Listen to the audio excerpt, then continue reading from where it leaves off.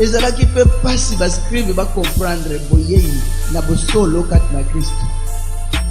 Yango wana abanda koloba ke je suis la lumière qui luit dans les ténèbres. Mokoma moyo ezalaki lumière pe ezalaki ya loba ka ezali lumière ezonga la kat na moli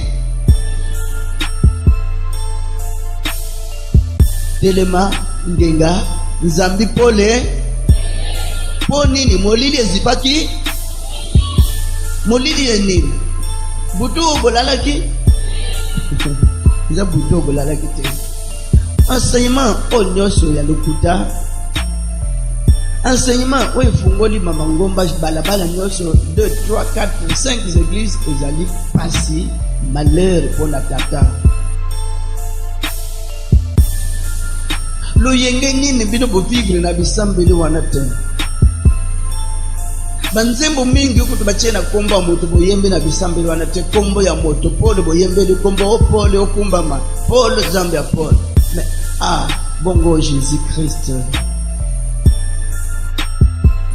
et pour le malheur que pour la bateau moki bomoni de la bino na mesi enseignement mingi ezai pour pasteur agwama akoma na mbongo mulolo ya moto wana koti bongo yo tango kota ki babeta ki mulolo te pourquoi alors frère nyosa okota batasa batelemi mulolo sœur nyosa okota batasa batelemi mulolo mulolo pona musala nango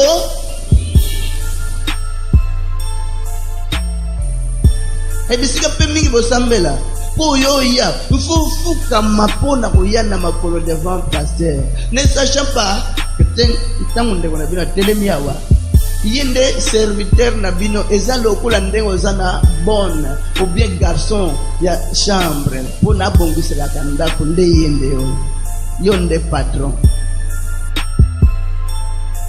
vous allez matoyi boyoka vous allez metema ya comprendre que ce qu'est la vérité. Jamais le monde ne comprendra la vérité parce que moto azali déjà étouffé dans enseignement mondain. Parce qu'il y a 2 évangiles s'il vous plaît. Évangile du ventre ya koluka mbongo et c'est vrai baluki ba mbongo pe mingi ba s'enrichir facilement. Pe mingi ba komi ba serviteur soi-disant il y a Dieu. Moussa Nanzam a akokana na ba ministre te. Moussa nyonso Nanzam Christ a lakisi image avandi na ba porte na ye. Ba militaire ba koti bokendo kukanga. Mais bayeba ki déjà qu'enseignement ya ba pharisien okendo kuta ye mokonzi kuna na place ya bien ba vendre sikiti boyebi ba kiti alelo. Bakei ome mutango te koluka ba konvo ome mutango bango nyoso ndenge moko. Mais pourquoi Christ a lakisi image wana? Alakisi ndeli ngomba ndenge kozala. Atuni bozo luka nani ba répondre que ni tozo luka Jésus Christ be parce que ba Jésus na Bible ezalaki déjà koyeba na ke bazaki joie. Jésus appelé justice et comment na Bible bar Jésus ezali na Bible bar eloba makana monoko te au nom de Jésus au nom de bar nyoso nde ozo bare magie ezali kusala. Christ ayaki ayeko contredire l'ensemble ya ba pharisais. Ya wende mutamona kike bazoko progresser dans l'ensemble ya mabe. Alors c'est plus le moment que continue toujours Christ botama. Abotami ben na bomwana azoko lakabe azoko landaka pe disambe wana ko landaka ba parents pona obéissance. Tango mayele yo kola nda bandi. Bon, na 12 ans tikaka na megana kutikala na bango tango suba comprendre ngai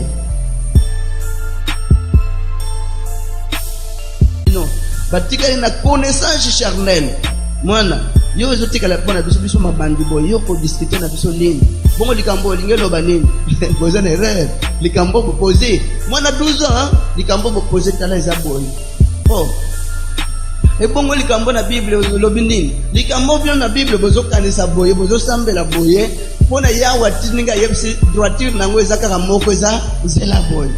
Oh me mutu mwana oyo na bampaka mutu musu basimi na libandi. Musu basimi na mandefu. Yezo mona libandi na biso. Azomona mandefu na biso. Musu za hoteli mana libuwe vimbi. Me mwana oyo azobia banga na biso te. Pona olakisa liloba oya mukili ezipaka mukili na molindi na lokuta ezalaka eyaka liboso. Eyaka liboso s'il vous plaît. Enseignement charnel. Enseignement nyonso bazoka bayekoli na mayele ya bato ya mundele. Eza étude cours. Molimo bayekola ngona classe te. Pour le moment, vous n'avez pas besoin de cours bibliques, ça ne sert à rien. Cours biblique motonde azo peso mayele na ye na likanisi ndenge interpréter verset 1.